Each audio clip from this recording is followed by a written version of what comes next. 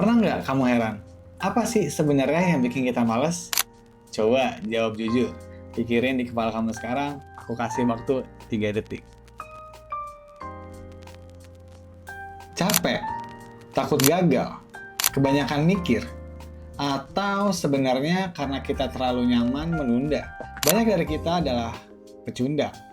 Pernah ada di fase ingin melakukan sesuatu, belajar skill baru, mulai hidup lebih teratur, atau berubah jadi versi diri yang lebih baik.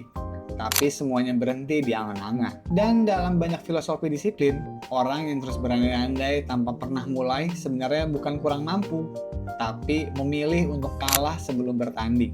Menariknya, di Jepang, rasa malas tidak diperlakukan sebagai musuh besar yang harus dilawan dengan motivasi yang meledak-ledak, tapi sebagai sesuatu yang harus dilewati dengan sistem.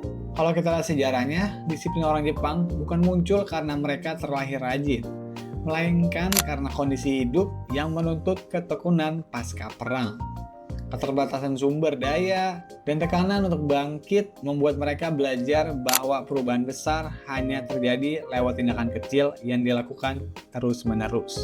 Dari situ, 3 kebiasaan sampai sekarang masih dipegang kuat. Ganbaru, Kaizen, dan Suka. Ganbaru berarti tetap bergerak meski tidak mood. Bukan menunggu semangat datang, tapi mulai dulu walau cuma 10 menit. Versi paling kecil dari usaha yang bisa dilakukan hari ini. Kalau Kaizen adalah perubahan kecil yang konsisten, bukan perubahan drastis, bukan menuntut sempurna, tapi cukup 1% lebih baik dari hari kemarin. Karena target kecil yang tercapai jauh lebih kuat daripada target besar yang hanya hidup di niat. Lalu ada Sukan, kebiasaan di mana sesuatu diulang di waktu yang sama, dengan cara yang sama, sampai akhirnya malas tidak perlu lagi dilawan, karena tubuh dan pikiran sudah berjalan otomatis. Kalau kamu bertanya, terus mulai dari mana? Jawabannya justru bukan dari perubahan besar, tapi dari keputusan kecil yang paling realistis. Mulai dengan satu hal yang sering kamu tunda, lalu turunkan standarnya sampai hampir terasa sepele, bukan 1 jam. Cukup 5-10 menit aja, karena yang penting bukan hasil ya, tapi kebiasaan memulainya. Tentukan waktu yang sama setiap hari, bukan saat kamu sedang semangat, tapi saat kamu paling mungkin konsisten. Lalu lakukan meski rasanya setengah-setengah, karena disitulah Ganbaru bekerja.